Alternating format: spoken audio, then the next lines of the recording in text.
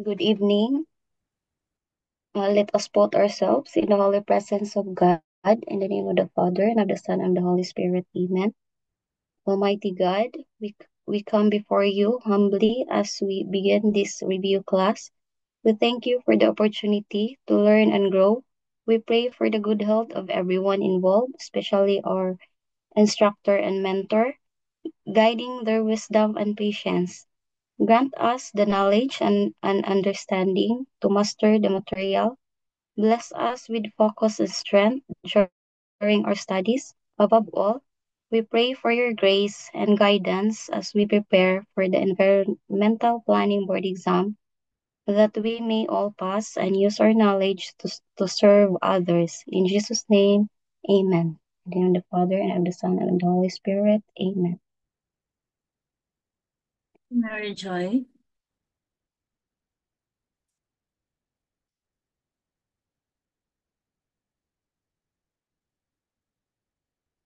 Mhm. So I'll be using two materials tonight. I will shift later to another slide, but let me handle this first, just a moment.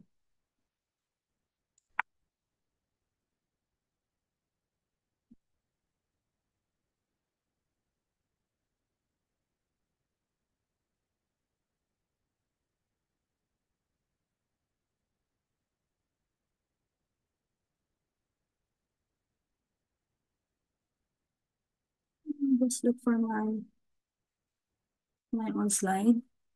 Um,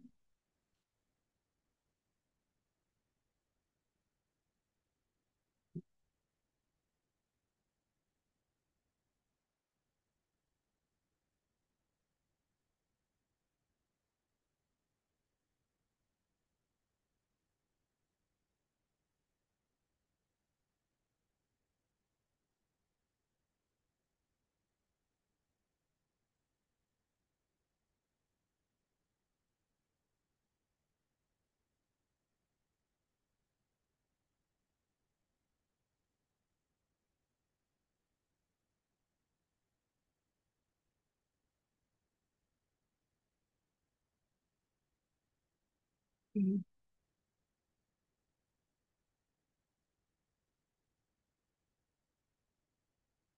okay.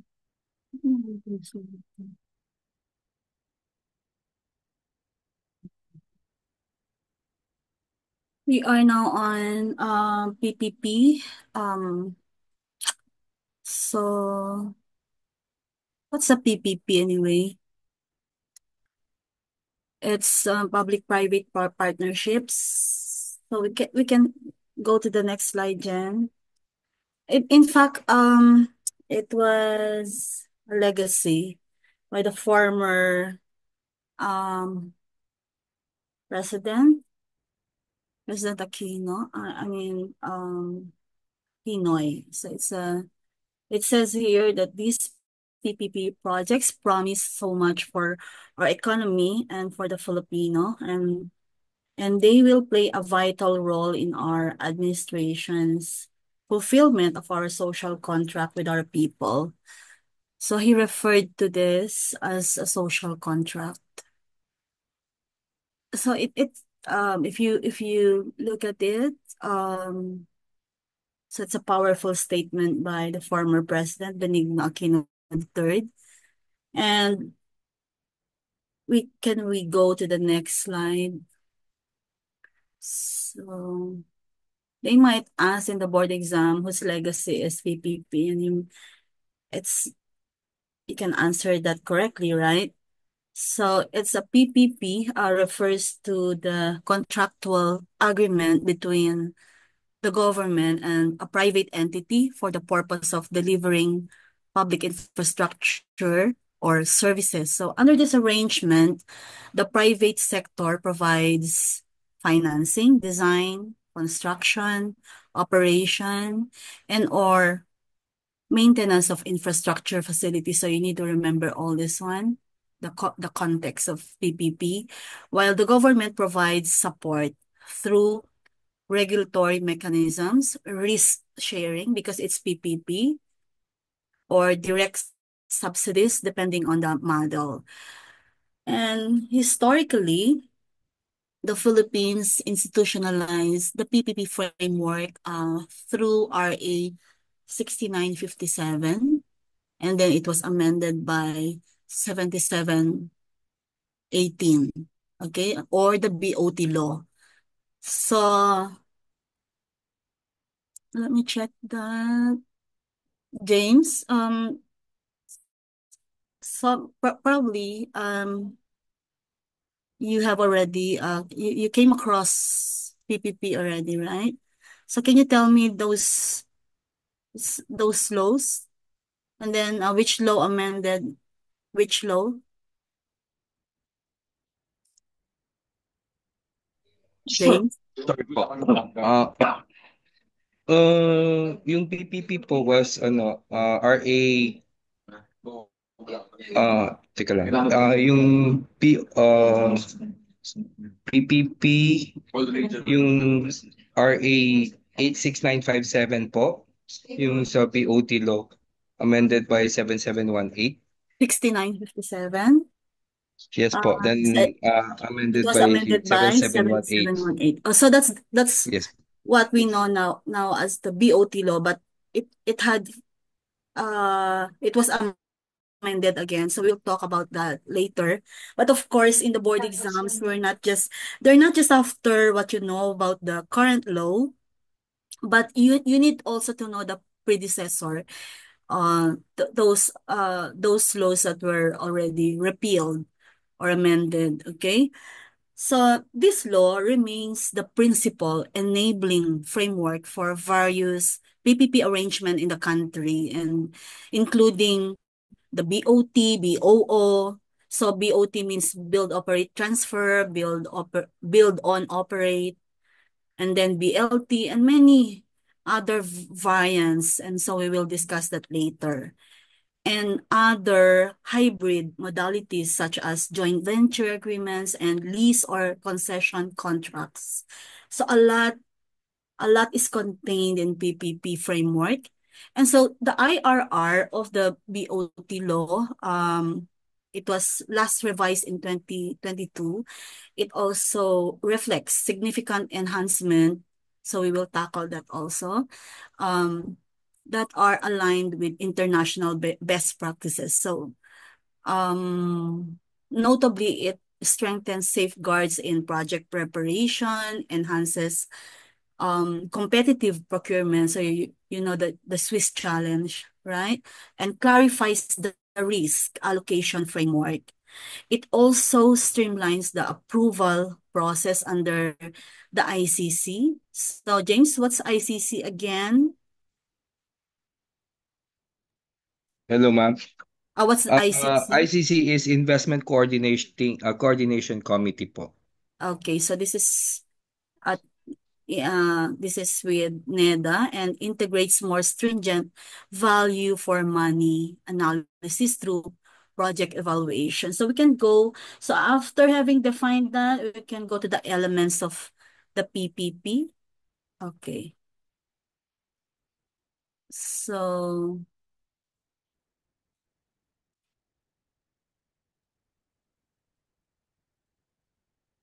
there are 1, 2, 3, 4. So I already mentioned all this, all these four. So as a contractual agreement between public and private sector, and so it demonstrates or it denotes that it's legally binding agreement. Okay. Legally binding agreement that clearly defines the roles, responsibilities, performance standards, and financial obligations of both parties. So it's not just that typical service contract. It is a structured partnership governed by project-specific arrangements, often with a duration extending to 20 to 30 years. So this agreement must reflect enforceable commitments on service delivery, what else? I also mentioned earlier about maintenance standards, asset performance, and life cycle obligations. So under the PPP Code of the Philippines, so this was now the law that repealed both, ano na ulit yun, James? RA 6957, ma'am, or the BOT And law being amended by RA right, 7718 po. okay, great. So that was now the two laws that RA 11966, now known as the PPP Code of the Philippines, this amended both laws. And these contracts must also comply with updated procurement provisions, transparency requirements, and approval thresholds set by the PPP governing board. Then as to the second element there, shared risk and resources. Obviously, because it's PPP, public-private. So unlike traditional procurement where the government bears most of the risk, PPP arrangements deliberately allocate risk to the party best equipped to manage them. So this includes, what are those risks, Jumel? What are those risks that we are talking here? Regarding, I cannot hear. Di ba, I I also think, mentioned, ma'am, hello, ma'am, print mo ako. Hello? okay, I can hear you. Yes, ma'am. Yeah, what are those risks?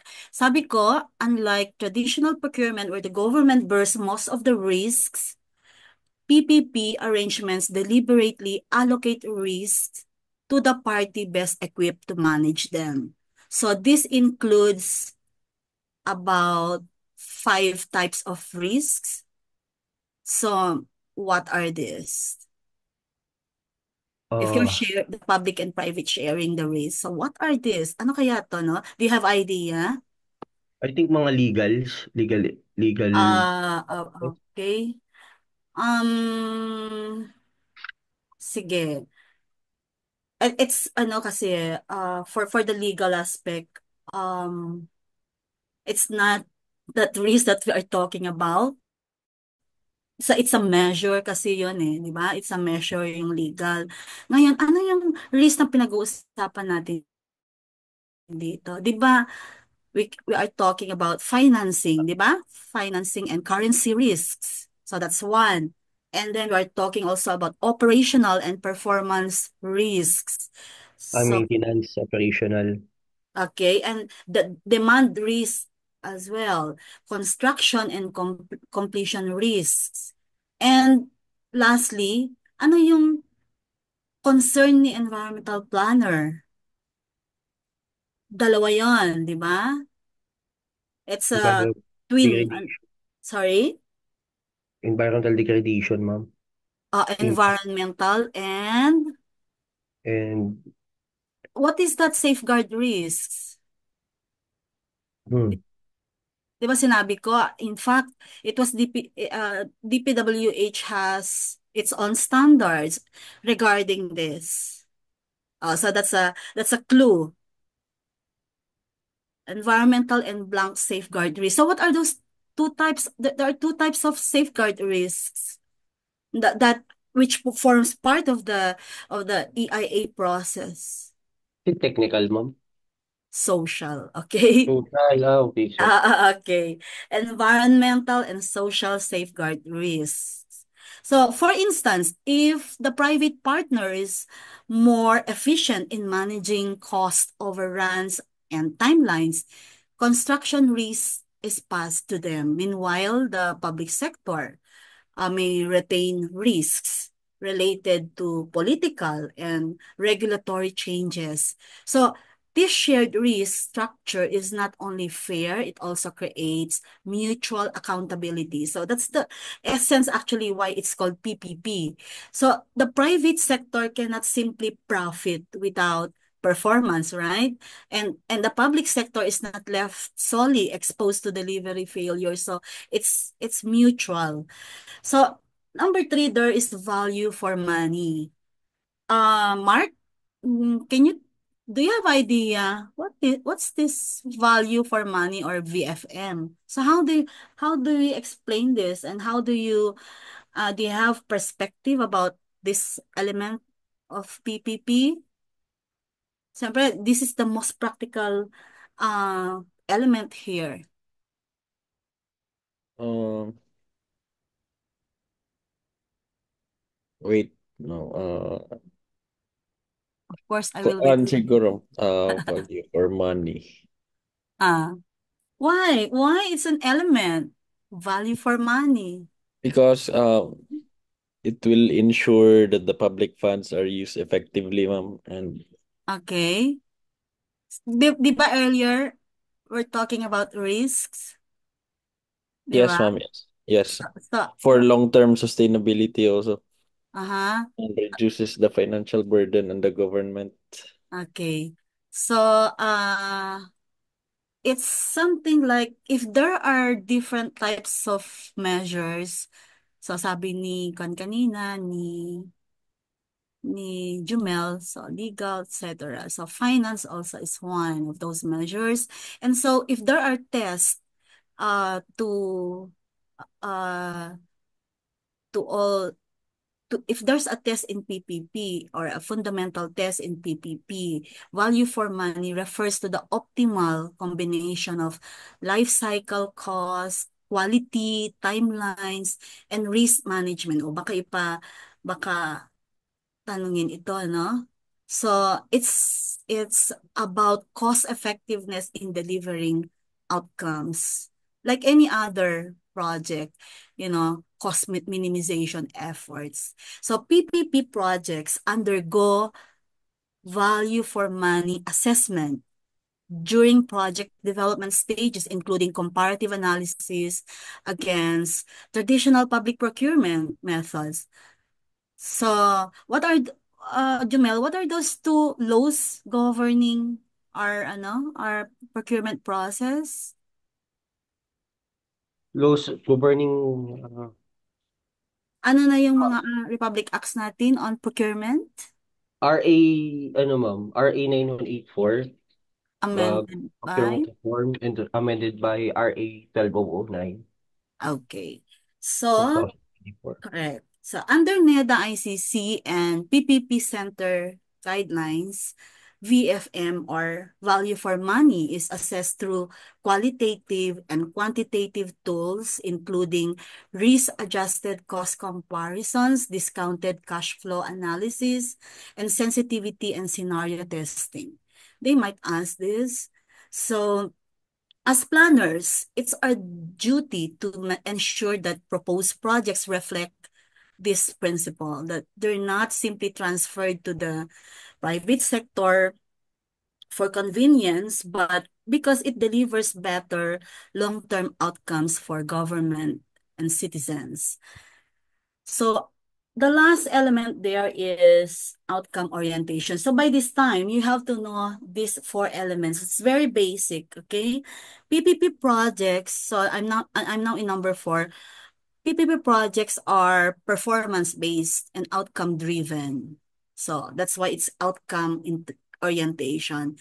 What matters most is not the inputs or processes, but the quality, the accessibility, sustainability, and affordability of the service or infrastructure.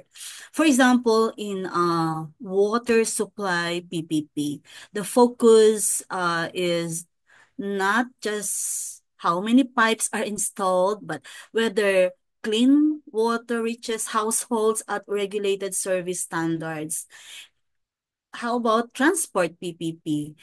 The success measure is not kilometers of roads built, but reliable transit access, safety, and reduced travel time. So,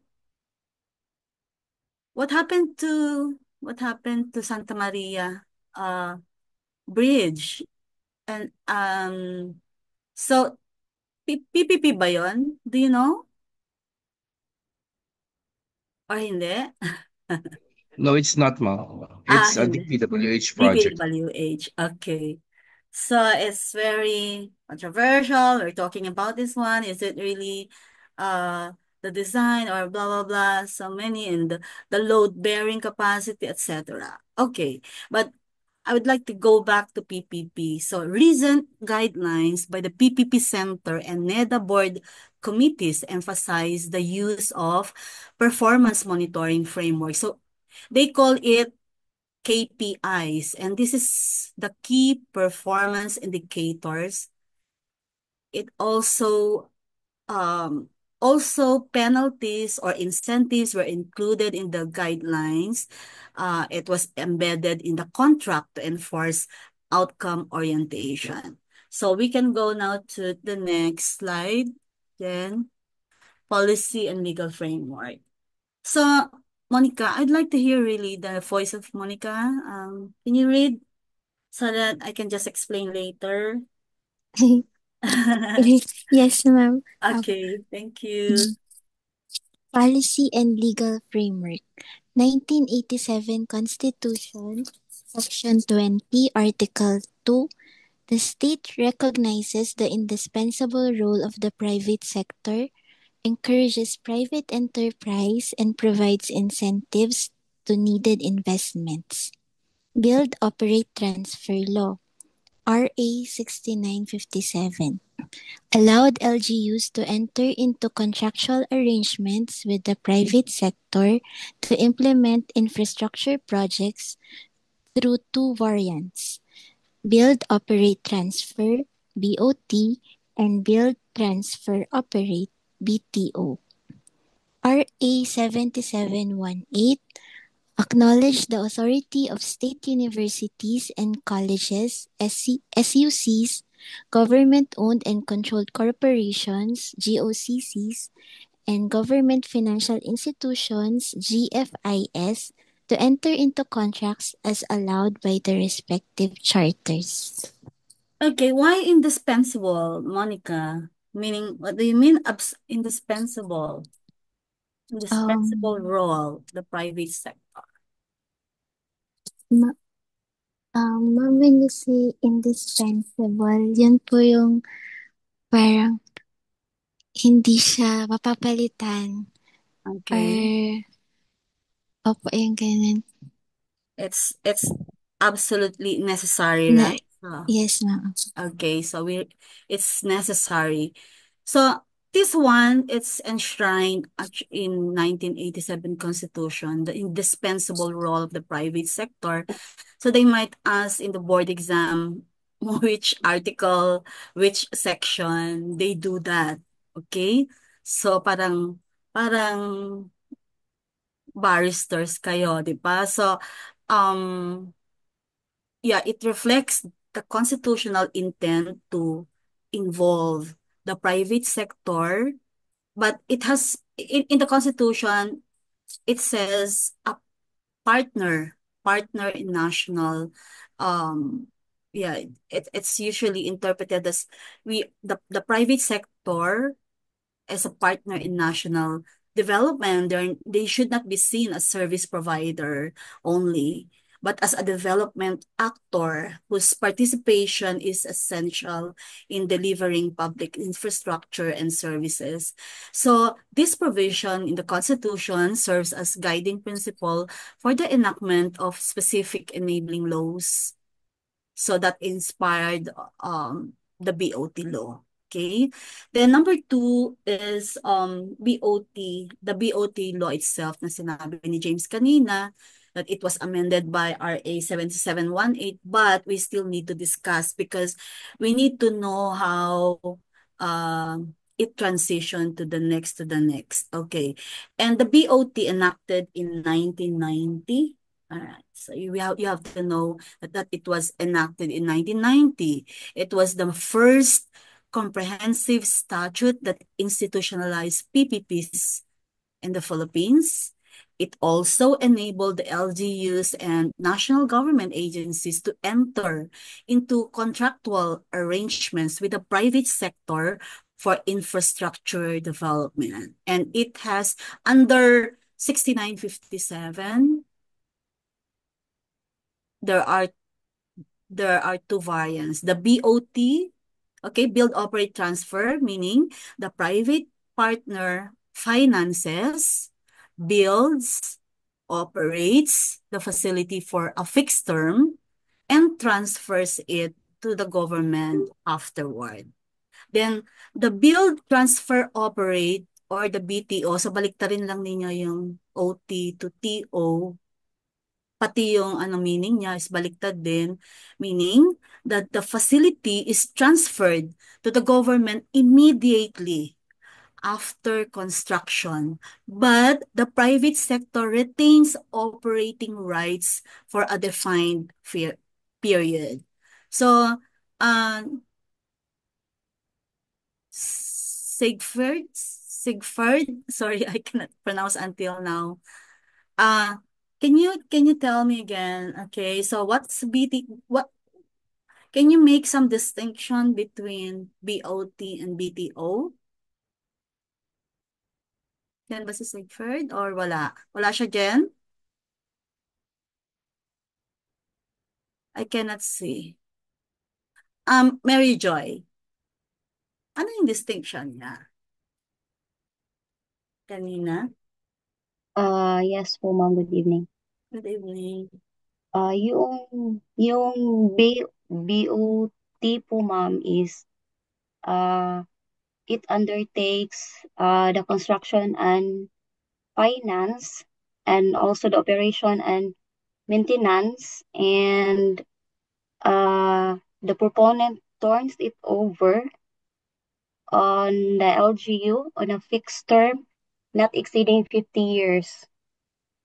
And then for the BTO is it also uh ano undertakes the construction, finance, also the operation and maintenance, and then after it after construction it turned over immediately to the LG or the agency in a turnkey basis.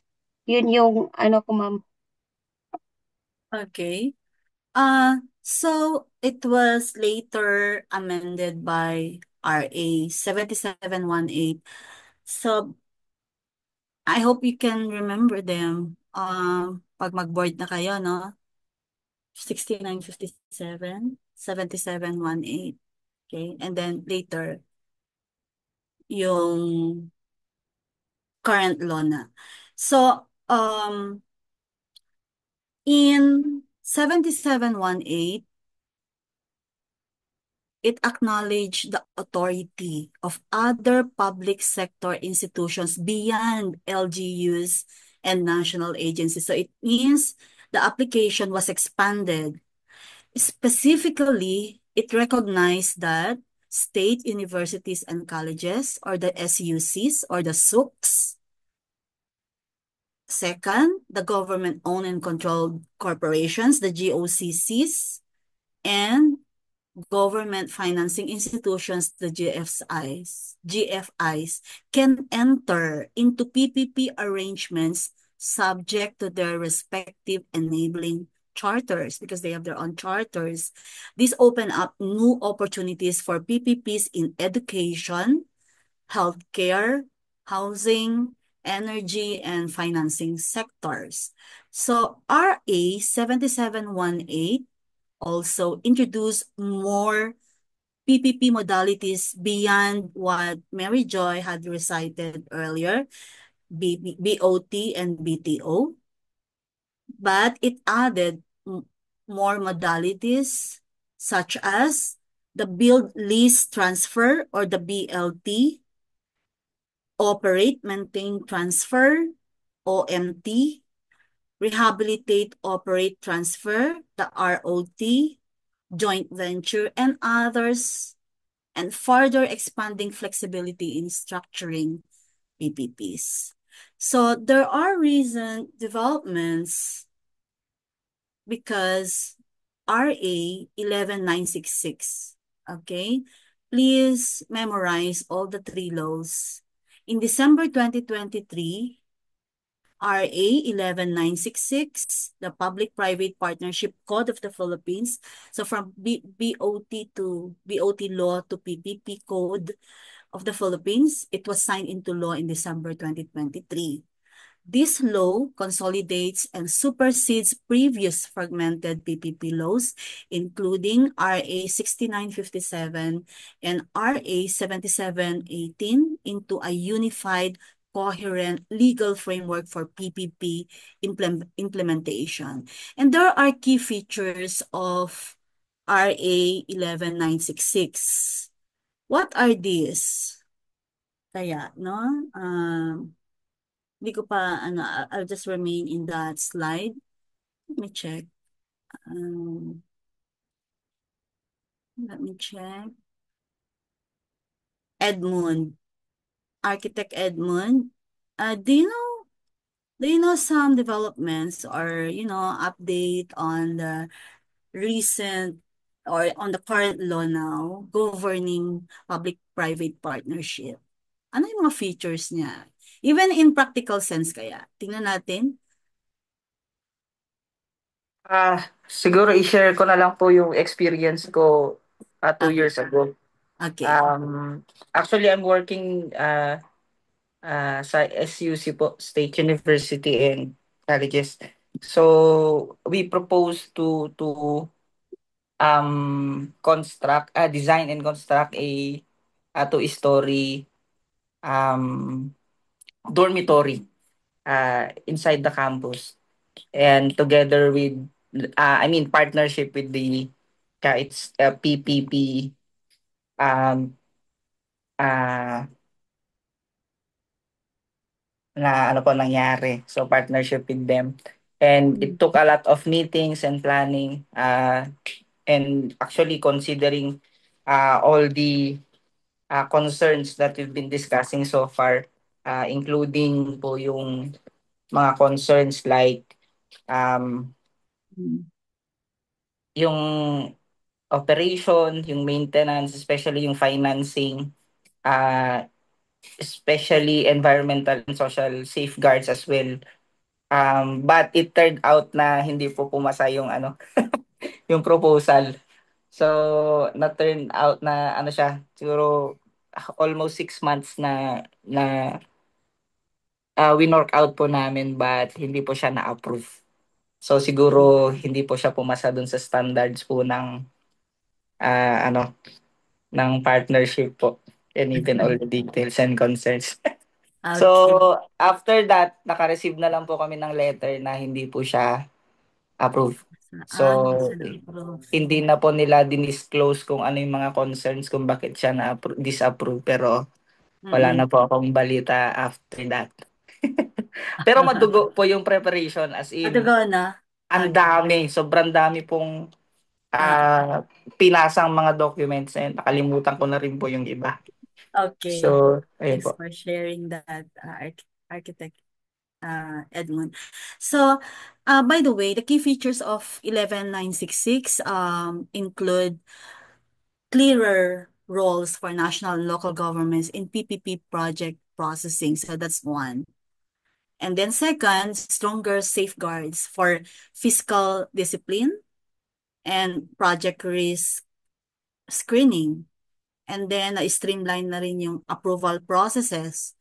Then also it clarified rules on unsolicited proposals and project bundling. Alam mo yun, binabundle. And then it established also a centralized PPP registry and monitoring system. And finally, the PPP, there was institutionalization of the PPP governing board and further enhancement of the PPP center's role in capacity building and technical support. So why it's important for us, this one, because we need to ensure that infra and development projects align with your CLUPs, CDPs, and sectoral plans that are PPP ready and compliant with the enhanced procedures under 11966. Okay, we go to the next one. Okay, let's see this one. So, policy naman. Ah,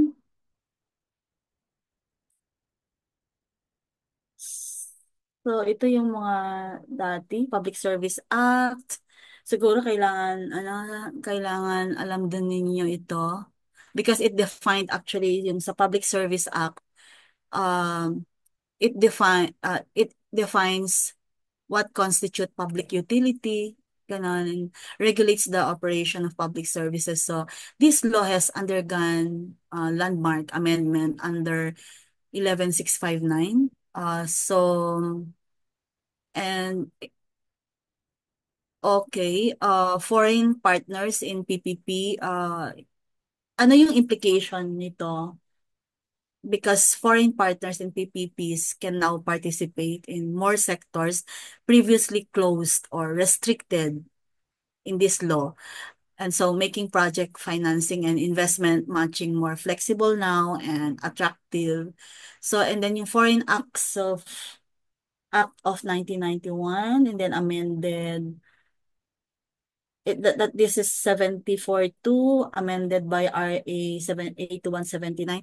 You know, my review is during the pre-pandemic from starting from 2014 yata or 2015. They memorize all the laws actually. Gugulat ako. So, even within 1 week lang ay sa atin uh, months and months, but noon they have this uh, they strategize how to memorize the laws and paano nag-evolve yung law. Like this one, PPP, masyadong madami yung predecessor laws niya. So, for Foreign Investments Act, it governed foreign ownership and participation. So, if it will ask you about foreign ownership and Foreign Investments Act, so madali lang sagutan, di ba? So, because it already provided uh, idea, meron na siyang keyword ba. So, it also set the rules on foreign investments, investment negative list, parang ganon, which outlines sectors where foreign equity is restricted or prohibited, etc. So, it was a clause 1, clause rule ng araw. And now, ano yung implication niya sa PPP and why are we still talking about this one? Because for any PPP involving foreign equity, we as planners must ensure compliance with the foreign investment negative list. So it also guides LGUs and implementing agencies on what types of private sector participation are allowable. Then Foreign Borrowings Act of 1966, sobrang luma ng mga law na ito na. Um, so, uh, ano ba yung nangyari dyan? And this law authorizes the national government, GOCCs, and LGUs subject to the OF and Bangkok Central Clearance to contract foreign loans. So, you can also answer that because nakalagay foreign borrowing. So, it would be easy to select. Okay?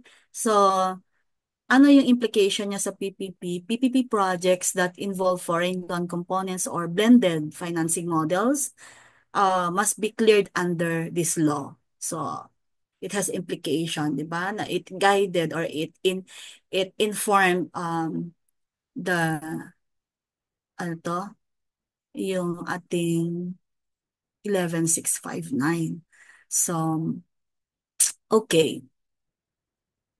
What else? Of omnibus, kailangan lang nadaanin natin kasi baka we will miss it eh. Omnibus Investments Code. So, and then, this one, it's a code, but it is an executive order, right? And then, as amended. And the code consolidates investment promotion policies, providing tax incentives, fiscal support, and regulatory ease to preferred or registered projects. So this is being implemented by Board of Investment. So it supports both domestic and foreign private investments in priority sectors.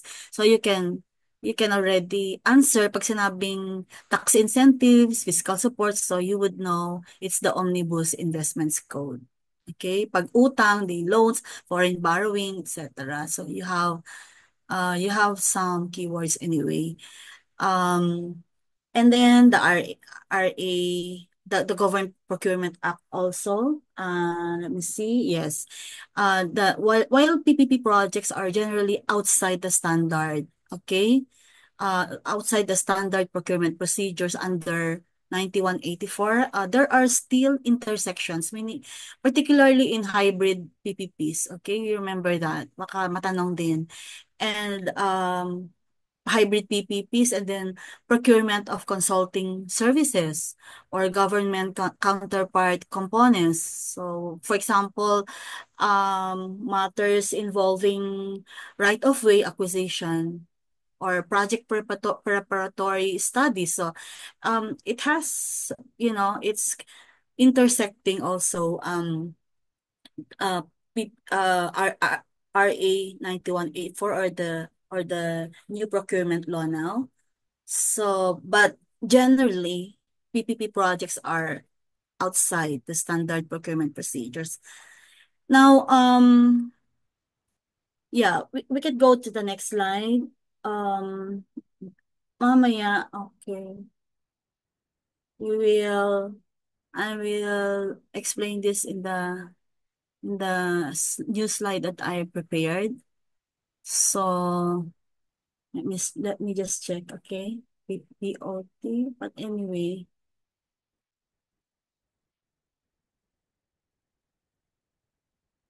All right. Just a moment then. Tingnan ko lang na. Mostly comparison traditional. Sige, anyway, I'll just run through this. So, okay, Jen. Okay lang yan. So, then, for BOT and PPP projects, ang dami pala nito. No? We can start with the declaration of policy, of course.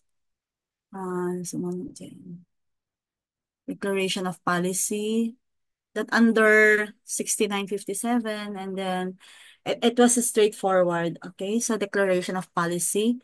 But as sino ba yung si Monica, I think it was Monica who read and also explained the indispensable role of the private sector, right, in national development. And so it provide incentives to mobilize private capital and expertise for infrastructure and development projects. And it pioneered also the legal recognition of the private sector as an infrastructure partner through the BOT and BTO modalities. So, madali lang siguro matandaan yun, ano? And then, RA 7718 refined and clarified this policy direction. It did not change the fundamental premise, but introduced mechanisms to minimize bureaucratic bottlenecks. So yun yung what's so special and why the amendment. Okay, it minimized bureaucratic bottlenecks. And then also 7718 emphasized minimum government intervention and defined specific undertakings the government could commit to support the private sector, such as incentives, guarantees, and procedural streamlining. So the key point here is in this declaration of policy, and because when we are comparing, we should answer what changed, right? So RA 7718 created a more enabling and investment-friendly environment, reflecting lessons from earlier PPP attempts under 6957. Now, as to private sector or private initiative in infrastructure, because we are talking about initiatives, so ibig sabihin, it should answer, so who can initiate and how, right? So 6957 was more prescriptive and limited in terms of solicitation. It was mainly driven by the solicitation of pre-qualified contractors through formal procurement under the BOT and BTO schemes. So the initiative was largely government-led. Okay, please remember that. While 7718 opened the door wider, it broadened the concept of private sector initiative, enabling individuals, consortia, and even unsolicited proponents to present unsolicited proposals provided these involve no direct government guarantee or subsidy. So walang intervention is nil. And so provided also, I'm talking about unsolicited proposals, provided it introduce technological or financial innovations and also go through a Swiss challenge or comparative proposal process. So I'm quite sure they will, the PRB would like to know if you know all these modalities and you know what Swiss challenge or you know what's unsolicited proposals. So this expansion within 7718, it's where LGUs often receive unsolicited offers from local or foreign developers. So the key point here in this section is that 7718 democratized PPP engagement, accommodating both solicited and unsolicited modes. It also expanded the eligibility base beyond contractors to include investors, consortiums, and innovation-driven developers, because I mentioned about uh, provided the unsolicited proposal introduced technological or financial innovation. So that's why we included here that it should be, or one of the eligibilities should be they are innovation-driven developers. So um so as future environmental planners, and we will be interfacing with proponents and investors during project conceptualization, or now I'm sure um, some or most of you maybe are already very exposed to this. So you are LGU planning officers, Sanggunian, or you are also consultants, and so you're very familiar with this. So yeah, we need to develop our ability to differentiate, all this so that it would be quite, you become more comfortable, and you're you're very keen about all this framework and different different elements and all this. What's the difference between BOT and how it expanded and how it improved the framework itself. So we can go to the next slide then. So priority projects, okay, this is important. Um, but let me tell you that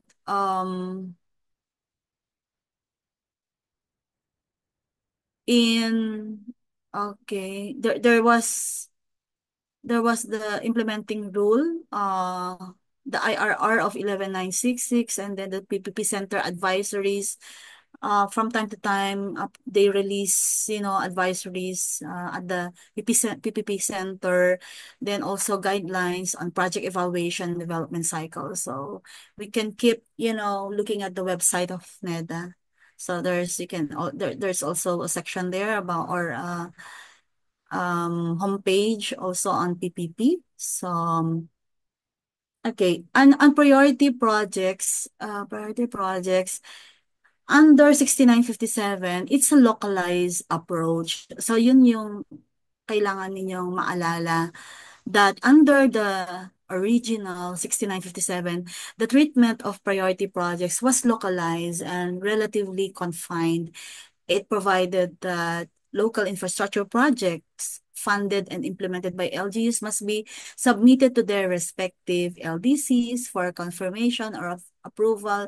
So while this was consistent and with decentralized planning and local autonomy, it lacked a clear linkage to national development frameworks. Kasi submission is just until there. That's why it's called a localized approach. It does not provide for any mechanism to link and evaluate its um connectivity with the higher hierarchy plans and frameworks. And so there were no prescribed cost thresholds nor harmonized standards with national oversight bodies such as NEDA or ICC. So as a result, inconsistencies in project vetting and alignment with broader development strategies were observed.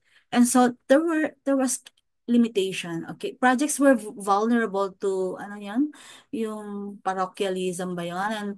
And lack technical rigor due to weak integration with national investment programming processes. Parang nakakatamad mag-analyze or, to look at the technical aspect of it, and so that no evaluation or no test for value for money and etc. Okay, so in 7718 I'm still in priority projects.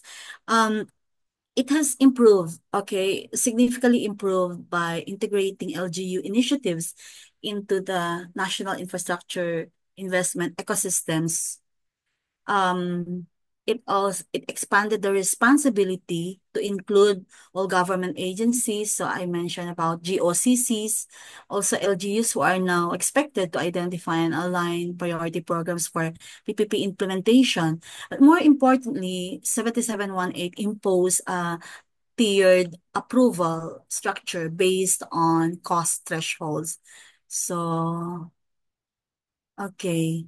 And those thresholds require RCC cabinet committee and eventual the board approval. And so this ensured national oversight, budget alignment, strategic prioritization of projects, reducing fragmentation, because that was our problem. It's fragmented. And so this now ensures proper risk assessment as well. And that's why we're talking about those different types of risk earlier, especially for large-scale infrastructure, because this is what we are talking about. It involves large-scale infrastructure. So what's the implication for us planners again? And uh,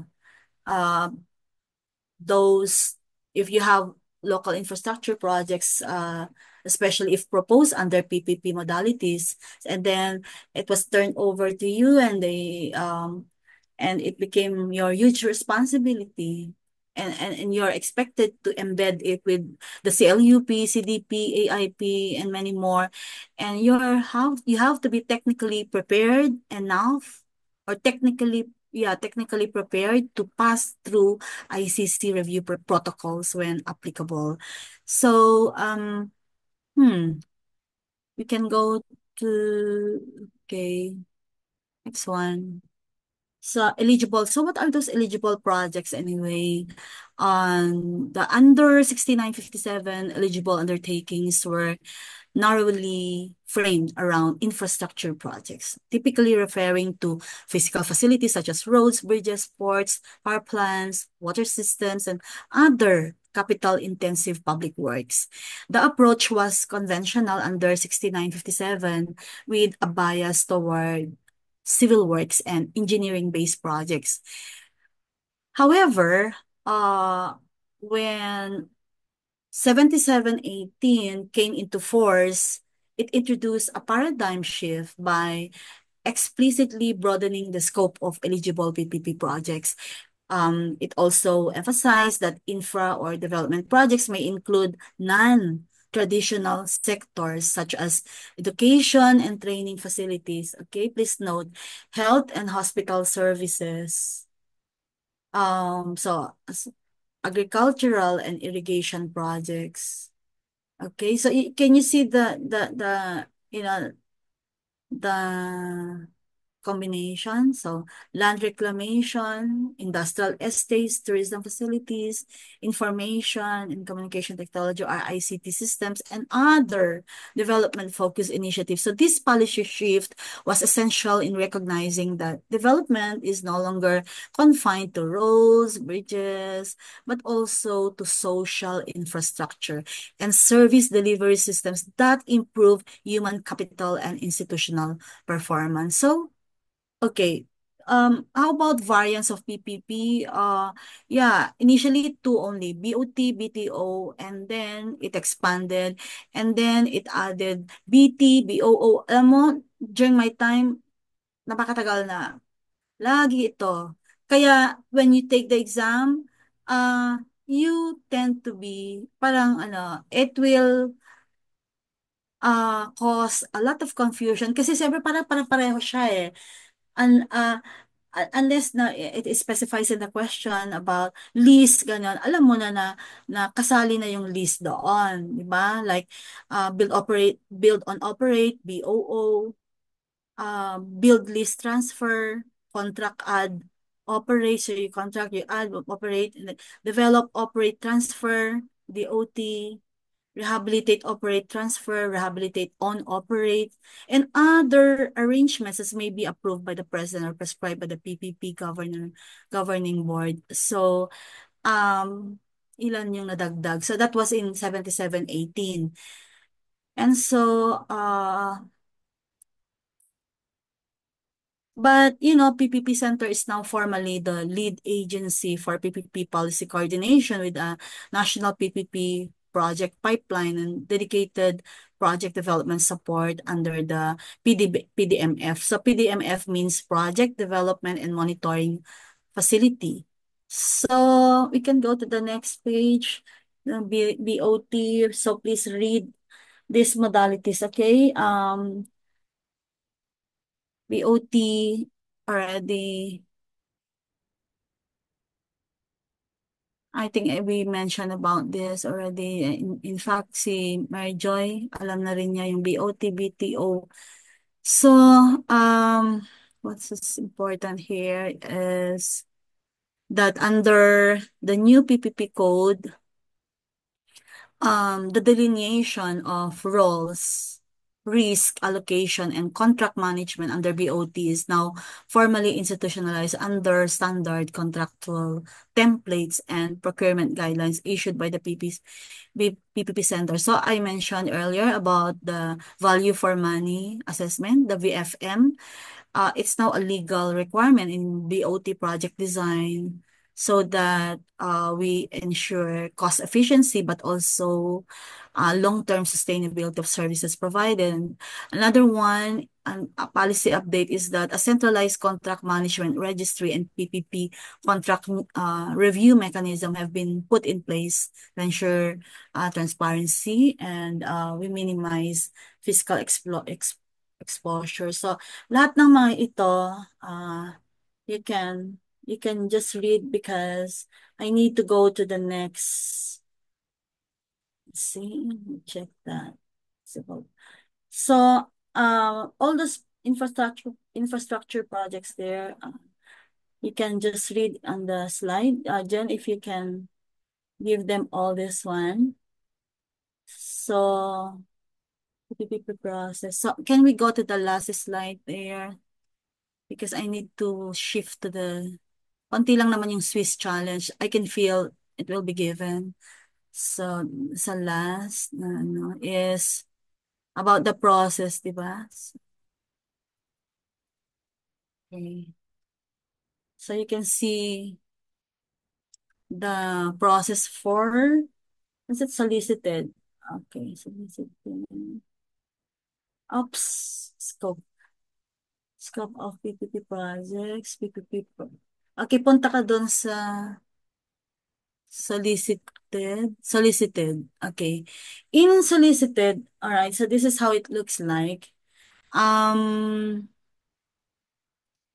you go through pre-qualification stage, and so where initial screening, where prospective bidders are assessed based on their legal, technical, and financial capability, and only those who pass the pre-qual are allowed to proceed to the next stage. And the next stage should be tendering, submission, receipt, and opening of bids. So the pre-qualified bidders are then invited to submit their technical and financial proposals within a prescribed period. So bid evaluation and then award of contract. Okay. Those without pre-qual, tendering, submission, receipt of bids, all interested parties may submit bids directly without going through a pre-qual phase. All submitted bids are evaluated based on the same eligibility, technical, and financial criteria. So the best evaluated proposal is awarded to the contract. And we can go to the unsolicited. Then, so the unsolicited there is that's the PPP comes in. Uh that it refers to project proposals initiated by the private sector without any formal invitation from the government. So a private proponent submits a fully developed unsolicited project proposal, then the government conducts pre-qualification, ensuring that proponent meets financial, technical, and legal capacity requirements. Then the government evaluates the proposal based on project viability, public interest, consistency with development goals, and value for money. And only new, innovative, and not part of existing pipeline projects are considered under this mode. So if the proposal passes evaluation, the government proceeds to negotiations with the proponent on project details such as scope, costing, risk sharing, tariff structure, and performance indicators. And then to ensure transparency and fairness, a Swiss challenge is conducted. Other private proponents are then invited to submit comparative bids that may offer better terms. And then if the government evaluates all comparative bids, the original proponent is given the right to match the best offer if there's one. And then the project is awarded to the most responsive bidder, either the original proponent, if it matches the comparative or the best comparative bid, or the challenger. So, we can go to, okay, you can unshare, and then so I can share my Canva. All right. Okay. So, let's do just the Swiss challenge here. Okay. Let me check that. Okay, let's see. I'm not sure. Let me know if it goes very well. It goes well, okay?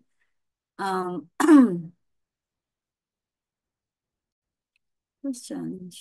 Let me share that for a while. Just talk about, yeah.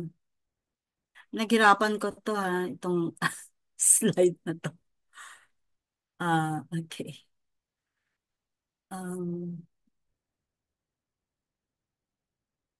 Are you able to see that? Kaya? Dali lang.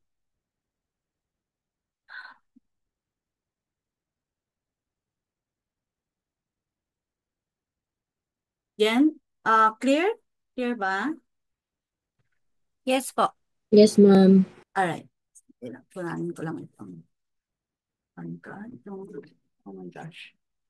So this is the Swiss challenge, okay, in PPP procurement. Just to make pag may ginagawa kong slide, it says focused topic. So it means that it's one of those things na I can feel na medyo mapapadami yung bibigyan nila na questions. If not, then charge the experience.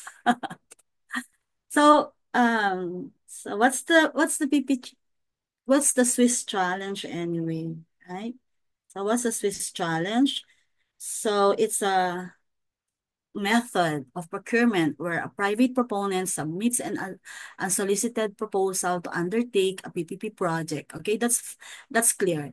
And usually one that the government has not initiated or included in its priority pipeline, meaning hindi nila naisip.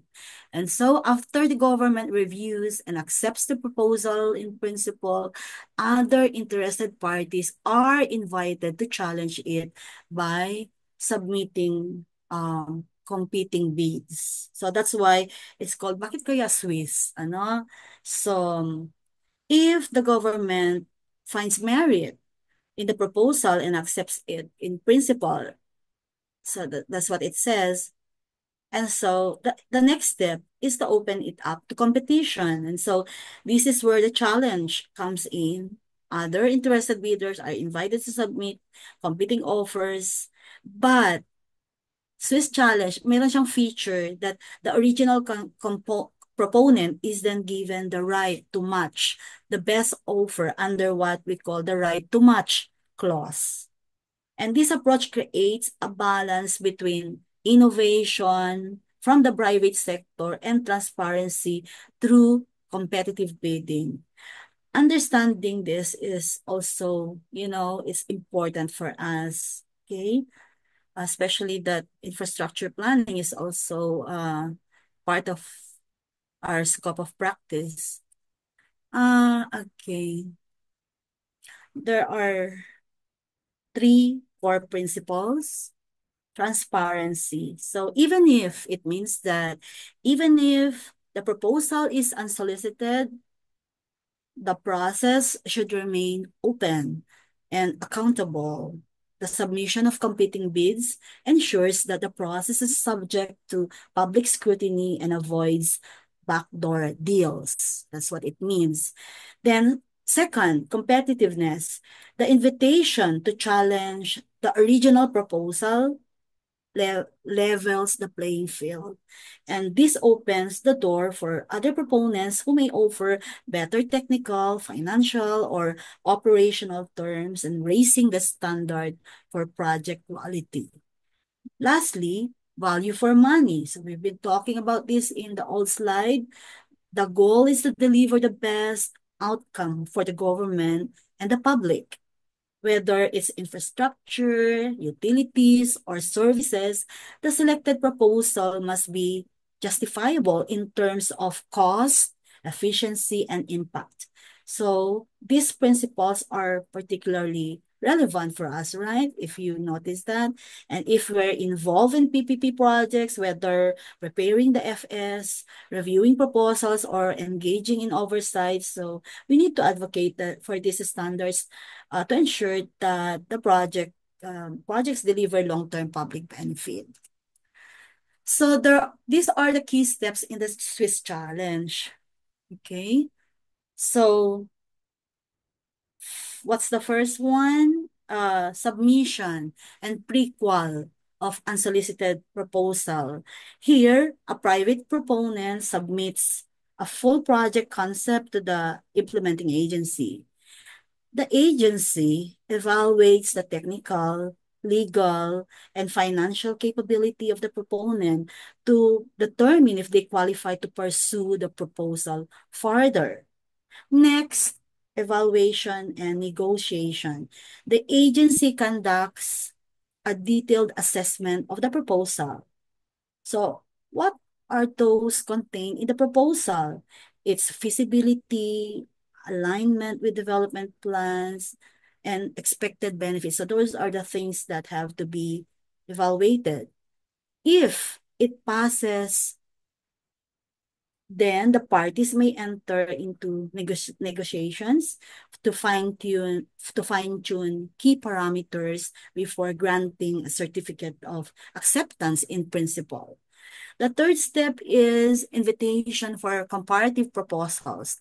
This is now the Swiss challenge proper. Baka tanungin yan sa exam, which among the key steps in the Swiss challenge process is the Swiss challenge proper, and then you answer invitation for comparative proposals. So this is, at this stage, the government opens the floor to other qualified entities to submit competing proposals under the same terms of reference. This ensures transparency and competition. Then we have the right to match, okay, original proponents' advantage. And why? Actually, this is the unique feature of this process. If a challenger submits a superior bid, the original proponent is given the opportunity to match the offer. This is the incentive for taking the initial risks of proposing an unsolicited project. Finally, the process ends with the award of contract. If the original proponent matches the best offer or no better offer is received, the project is formally awarded and implementation can begin. So, as environmental planners, probably we may be consulted at any point during this process. So, whether in evaluating the project sustainability or reviewing its consistency with CLUP or participating in public consultations, and it's key that you know the flow. You know the flow, which is vital for ensuring projects that that uh, projects meet both development and regulatory goals. So I go to the next one. I already explained the legal basis earlier. So on the right side, these are the advantages. Okay. uh, that encourages private sector innovation initiatives. So you already know that allows government access to infra solutions even without initiating the project, and then introduces a competitive element into unsolicited proposals, discouraging monopolistic advantages. So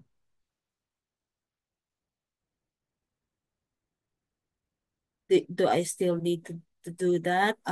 Because it introduces a layer of competition even in unsolicited proposals, and discouraging. Do you know what it means? That discourages monopolistic advantages and improves project terms, because the original proponent knows that challenges may enter the scene with better offers, and so uh, we need to really be on on the look, or always reviewing what's in the law. So it started with 6957, and then it was amended by 7718. But before it became 11966. So can you look at the left side? That's the EO number 2810. Okay. So in that EO, it was this law that renamed and reorganized the BOT Center into the PPP Center, and placed it under NEDA. The PPP Center was designated as the lead agency for coordinating and monitoring all PPP-related activities, both national and local. So 11966 is now the current law, now known as the PPP Code of the Philippines, and was signed into law and took effect on December 23, 2023. So madali lang tandaan, ano? December 23, 2023. Remember, that's the effectivity date, okay? 15 days after its publication. And again, it repealed both 6957 and 7718 and consolidated all PPP mechanisms into a unified legal framework. So again, I'd like to reiterate that among the key reforms were clearer rules for joint ventures, provisions for alternative dispute resolutions. That's what we call the ADR, alternative dispute resolution, ADR, and enhanced transparency safeguards. So crucially, the law retained the Swiss challenge, but under stricter oversight and procedural standards.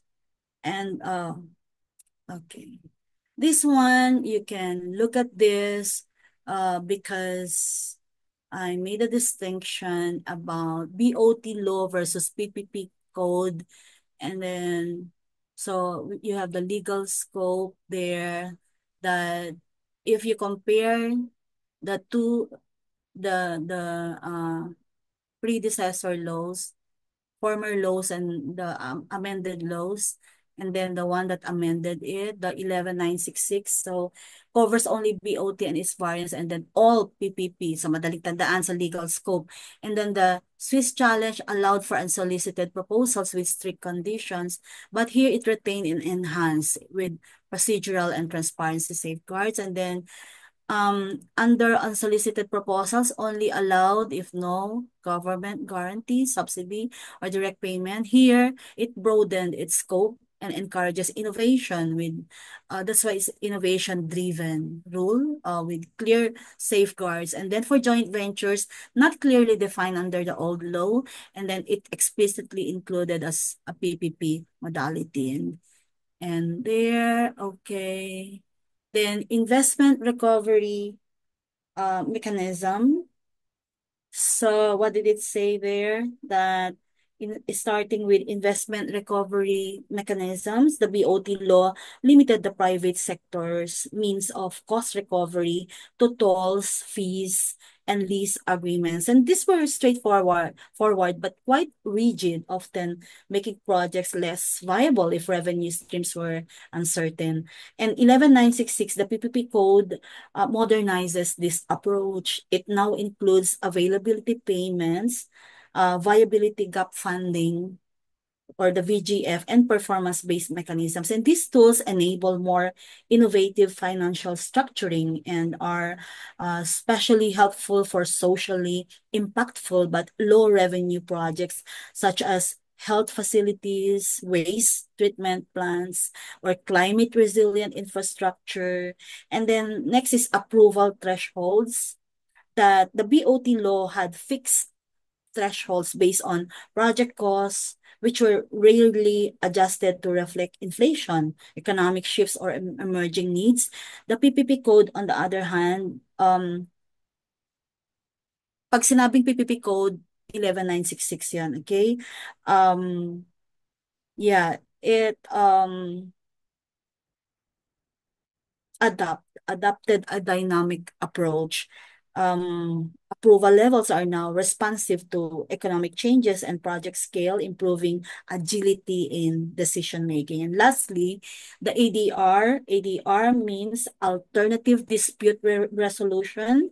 Under the old BOT law, ADR was not required. And that often meant disputes had to go straight to court. So that's what it means. And delaying projects and increasing costs. Under the new PP code, again here in 11966, yeah, ADR is now mandatory in all PPP contracts. And this reduces litigation risks and promotes faster conflict resolution, particularly for contract interpretation and implementation issues, etc.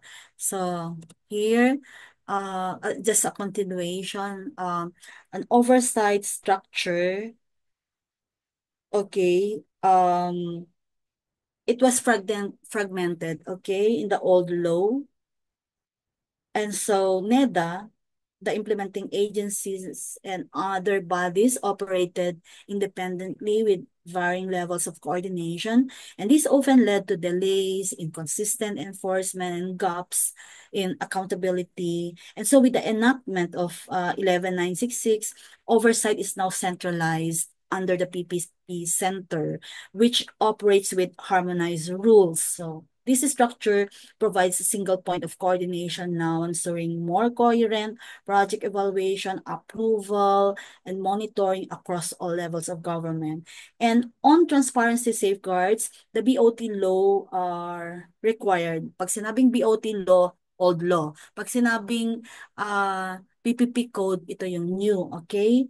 So, the BOT law required basic disclosures, but implementation varied and was often subject to interpretation, especially when it came to unsolicited proposals. And so, in contrast, the PPP code mandates strong disclosure protocols, specifically for Swiss challenge processes. This includes public posting requirements, timelines, and detailed criteria for evaluation. Finally, we look at the regulatory harmonization. The old law left inconsistent rules across agencies and LGUs, resulting in confusion over which guidelines applied, particularly for local PPPs. The new PPP code addresses this by providing unified procedural guidelines for all PPPs, which, whether national or local, and streamlining the entire life cycle from proposal to contract execution. So, I think this is the second to the last. And so what are our concerns now, and what are the safeguards needed? So well, the Swiss Challenge process offers promising opportunities. So I'm just reading it here now and on slide. It also raises critical issues that must be addressed to maintain integrity and public trust. So token challenges. Ano yung ibig sabihin ng token challenges? These are situations where competing bids are merely for show or pre-arranged or weak or designed to ensure that the original proponent wins. So to guard against this, strict regulatory oversight is needed. So these are the challenges, along with transparent and rigorous bid evaluation processes. And then another concern is the advantage of the original proponent, which is actually one of the unique feature of the of PPP. And because they submit the initial proposal, and they may have more access to project details and could even influence the design of the terms. If not checked, this may discourage genuine competition. That's why due diligence, independent project review, and fairly crafted bidding terms are critical safeguards.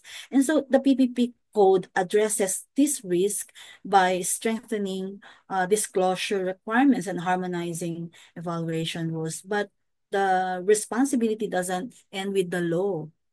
We must be asked, how can we contribute to this?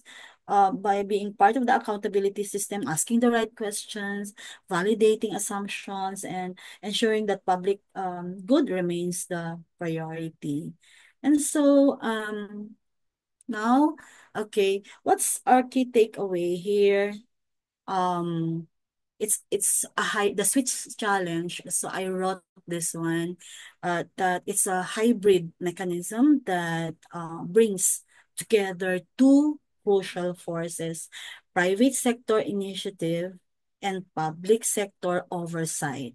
Okay, private sector initiative and public sector oversight. It encourages the private sector to step forward with innovative project ideas while still upholding the government's duty to ensure competition, transparency, and accountability in the use of public resources.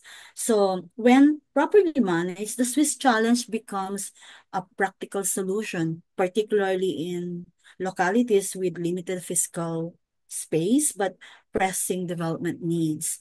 It allows infrastructure and services to move forward even when they're not in the immediate pipeline, without compromising on quality or public interest. So as public, future environmental planners, you're now in practice, but you just need to get that license. So our roles to make sure that these projects don't just get built, but that they're aligned with our mandatory plans, the CLUP, CDP, and to make sure that there's sustainability, inclusivity, and genuine responsiveness to the needs of people in our communities. So, okay. So these are my references. Ang dami before I was able to get to that. So thank you. And this ends my lecture tonight. And I hope you can sleep tight. Jen, take it away. I'll just stop sharing and you can, Jen,